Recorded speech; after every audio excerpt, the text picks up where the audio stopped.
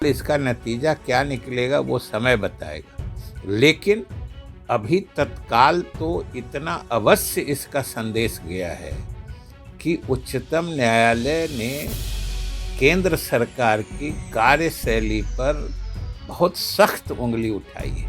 Janata Dal you के तो राजद में विलय का कोई प्रश्न ही नहीं उठता है। सबसे आश्चर्यजनक और हास्यास्पद यह है कि जनता दल यू और राजद के मर्जर या विलय की बात की जाती है। नमस्कार, न्यूज़ फाउंडेशन देख रहे हैं आप। मैं हूं आपके साथ धीरज सिंह।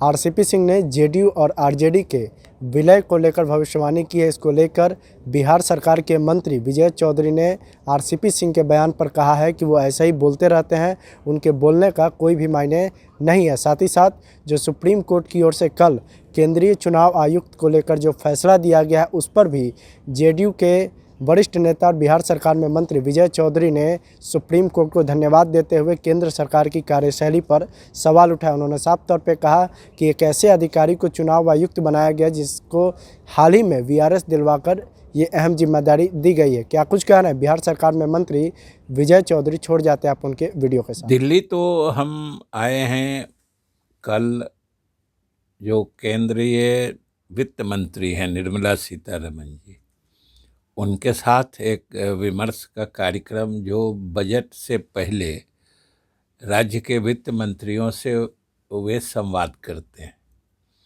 उसी सिलसिले में हम आए हैं। कल सुबह 11 बजे से बैठक निर्धारित है, उस सिलसिले में हम आए हैं। और कल जो बिहार के तरफ से हमें जो बातें कहनी हैं उनको हम उस बैठक में उठाएंगे, क्योंकि अधिकांश मामलों में जो व्यवस्था है किसी न किसी रूप में बिहार एक समझिए कि बड़ी मदद से वंचित रह जाता है। और उसमें भी तब जब पिछले 1.5 दशकों में हम लोगों ने नीतीश कुमार जी के नेतृत्व में सरकार की विश्वसनीयता यहाँ तक बढ़ाई है कि आज सीमित संसाधनों के बावजूद हम पूरे देश में किसी प्रदेश से भी ज़्यादा तेज गति से तरक्की कर रहे हैं। इससे अधिक विश्वसनीयता क्या हो सकती है कि हमारे संसाधन सीमित हैं। कोई हम लोगों के यहाँ प्राकृतिक संसाधनों की प्रचुरता नहीं है, हमारे यहाँ संसाधनों की कमी है, लेकिन इसके बावजूद हम लोगों ने अच्छे काम करके, अच्छा गवर्नेंस का मॉडल देके अन्य विकसित प्रदेशों की भी तुलना में तेज गति से हमने तरक्की की है। हमारा ग्रोथ रेट जो कहते हैं, विकास का दर, किसी प्रदेश से पीछे नहीं है। ऐसी हालत में हम लोग बिहार के लिए विशेष सहायता मांगते हैं। हम विशेष राज्य का दर्जा मांगते थे, लेकिन अगर वो देने में बहुत कोई तकनीकी बाधा है तो कम से कम हमारी विश्वसनीयता, हमारी उपलब्धियों को देखते हुए विशेष सहायता के तहत जो केंद्र प्रायोजित योजनाएं होती हैं उसमें तो 90-10 का अनुपात करना चाहिए, जो पहले भी होता था। धीरे धीरे से इस सरकार ने केंद्र प्रायोजित योजनाओं में अपनी हिस्सेदारी घटा ली है। कभी 90-10 होता था, बाद में 75-25 हो गया, फिर 60-40 हो गया, अब 50-50 हो गया। तो इसका मतलब भारत सरकार अपनी जिम्मेदारियों से पीछे हट रही है। जो व्यवस्था पहले से चली आ रही थी उसमें कटौती कर रही है। तो हम लोग आवाज़ उठाएंगे, जो ऐसा नहीं होना चाहिए ये हम लोग करें। विशेष राज्य के दर्जे की भी मांग आप लोग उठाते रहे, उसको भी आप लोग रखें कि विशेष सहायता मिले, विशेष राज्य का दर्जा मिले विकास के लिए। वही तो हमने कहा कि अगर विशेष राज्य का दर्जा इस नाम से कोई व्यवस्था करने में उनको परेशानी है, तो नीति आयोग के भी मैंडेट में है विशेष सहायता का प्रावधान। तो उसी के तहत जो भारत सरकार और राज्य सरकार यानी बिहार सरकार के केंद्र प्रायोजित योजित योजनाओं में जो शेयरिंग पैटर्न होता है, जो हिस्सेदारी का अनुपात होता है, उसमें 90-10 कर दें, ठीक है जो पहले होता था। जी, ठीक है। सर, दिल्ली में आप आए हुए हैं और यहाँ पे सर जेडीयू, उधर आरसीपी सिंह आप लोग के ऊपर सर हमलावर है। उनका कहना है कि जेडीयू का विलय आरजेडी में बहुत जल्द होगा, इसका प्रमाण भी वो दे रहे हैं। इसके साथ ही उन्होंने कहा कि नीतीश कुमार का प्रधानमंत्री बनने का सपना बहुत जल्द टूटेगा। जनता दल यू के तो राजद में विलय का कोई प्रश्न ही नहीं उठता है। सबसे आश्चर्यजनक और हास्यास्पद यह है कि जनता दल यू और राजद के मर्जर या विलय की बात की जाती है, लेकिन इस बात को भारतीय जनता पार्टी या उससे जुड़े या उसके समर्थक लोगों द्वारा उठाई जाती है। जब जनता दल यू या राजद, इन दोनों दलों में से किसी के नेताओं ने यह बात कही ही नहीं, तो इसका प्रश्न कहाँ उठता है। ठीक है सर, सुप्रीम कोर्ट ने एक बड़ा कड़ा एक्शन लिया है। चीफ इलेक्शन ऑफिसर जो डेजिग्नेशन होता है देश में, बहुत उच्च स्तरीय डेजिग्नेशन है, उसको लेके एक फैसला लिया गया है। जिस तरीके से अभी चीफ इलेक्शन ऑफिसर बनाए गए हैं, उसके सीधा फाइल सुप्रीम कोर्ट ने केंद्र सरकार से मांग लिया है। एक बड़ा स्टेप जुडिशरी का लेजिस्लेशन में देखने को मिल रहा है सर।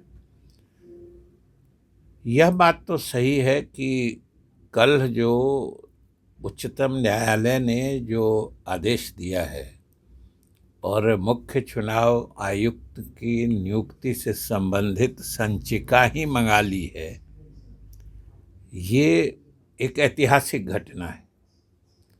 आज तक इस तरह का आदेश उच्चतम न्यायालय द्वारा किसी संवैधानिक संस्था या यूं कहिए कि उच्चतम संवैधानिक संस्थाओं, जैसे देश में चुनाव आयोग है या पहले तो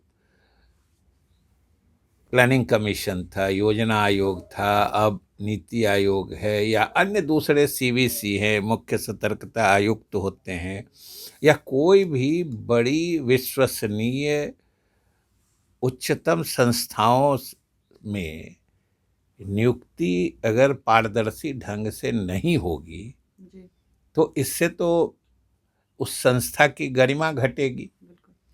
और ये जो सुप्रीम कोर्ट ने कहा है कि वहाँ सुप्रीम कोर्ट में मुख्य चुनाव आयुक्त की नियुक्ति पारदर्शी तरीके से और सही तरीके से कैसे हो कि कोई निष्पक्ष आदमी उस पद पर आसीन हो सके, इसके संबंध में उच्चतम न्यायालय में विचार चल रहा था। इसी बीच अचानक से यह जो अरुण गोयल जिनकी नियुक्ति हुई है, वो एक सर्विंग ऑफिसर थे, वो सरकार के मातहत काम कर रहे थे, वो अचानक वीआरएस लेते हैं, स्वैच्छिक सेवानिवृत्ति लेते हैं, और तत्काल बाद उनको मुख्य चुनाव आयुक्त बना दिया जाता है।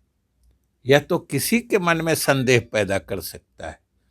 और हम लोग तो माननीय उच्चतम न्यायालय के इस आदेश का स्वागत करते हैं कि चुनाव आयोग जैसे संवैधानिक संस्थाओं की मर्यादा, उनकी विश्वसनीयता हर हाल में बरकरार रखनी चाहिए। और उच्चतम न्यायालय ने तो स्पष्ट कहा है कि अगर आपको किसी गड़बड़ी की बात नहीं आप समझ रहे हैं या आप नहीं मानते हैं, तो आपको वो फाइल दिखाने में दिक्कत क्या है। तो एक तरह से ये ऐतिहासिक घटना इस मायने में है कि कल इसका नतीजा क्या निकलेगा वो समय बताएगा, लेकिन अभी तत्काल तो इतना अवश्य इसका संदेश गया है कि उच्चतम न्यायालय ने केंद्र सरकार की कार्यशैली पर बहुत सख्त उंगली उठाई है। और उसने प्राइमा फेसी, जिसको प्रथम दृष्टया कहते हैं, उसे सही नहीं लगा है। जी। और स्वाभाविक है कि जब चुनाव आयोग जैसी संस्थाएं ही विश्वसनीय नहीं रह जाएंगी, उसमें लोग मनपसंद लोगों को उच्चतम पद पर बैठा देंगे और फिर अपने हिसाब से उनको जो सूट करेगा वैसे आदेश उनसे निकलवाएंगे, तब फिर प्रजातंत्र की गरिमा कैसे बचेगी। जी। इसलिए सुप्रीम कोर्ट ने जो आदेश दिया है यह स्वागत योग्य है और ये केंद्र सरकार के कार्यशैली पर बड़ा सवाल है।